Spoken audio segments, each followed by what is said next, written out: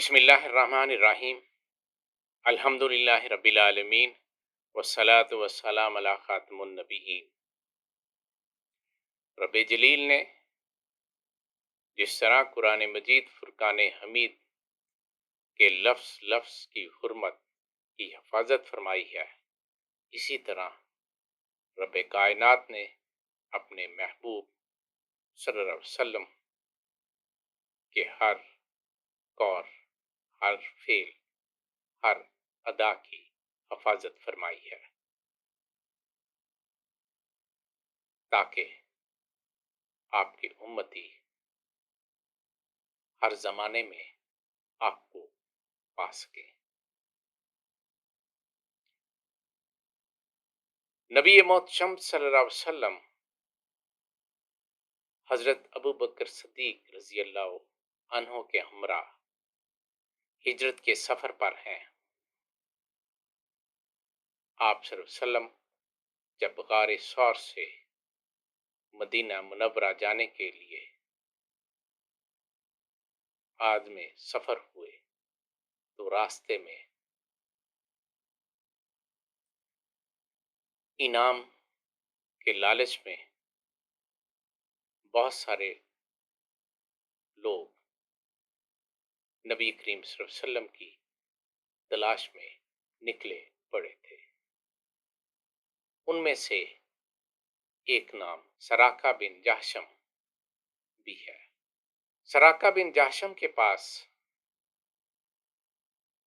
جو گھوڑا تھا وہ غیر معمولی رفتار کا حامل تھا۔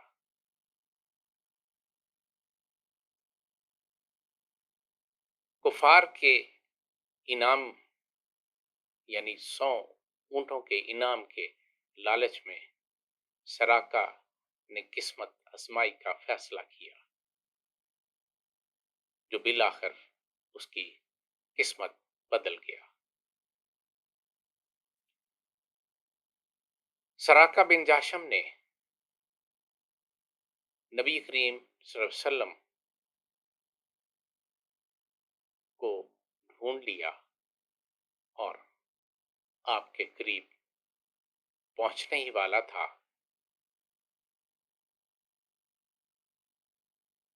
کہ اس کے گھوڑے کے پاؤں زمین میں دھنس گئے۔ اس نے ارادہ کیا کہ وہ اپنے ناپاک عزم کو منسوخ کر دے، تو اس کے گھوڑے کے پاؤں زمین سے نکل آئے۔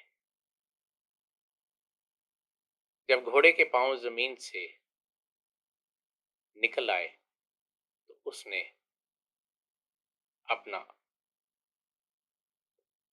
وعدہ توڑ دیا اور اسی نیت سے نبی کریم صلی اللہ علیہ وسلم کی طرف بڑھنے لگا تو اس کی بار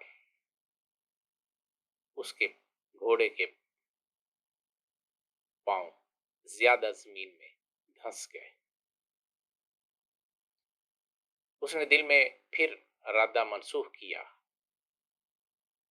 اس کے گھوڑے کے پاؤں زمین سے نکل آئے۔ جب گھوڑے کے پاؤں زمین سے نکل آئے تو اس نے نبی کریم صلی اللہ علیہ وسلم کی طرف بڑھنے کا ارادہ کیا۔ ابھی وہ سوچ رہا تھا کہ گھوڑا پیٹ تک زمین میں دھنس گیا۔ نبی کریم صلی اللہ علیہ وسلم اس کے قریب آئے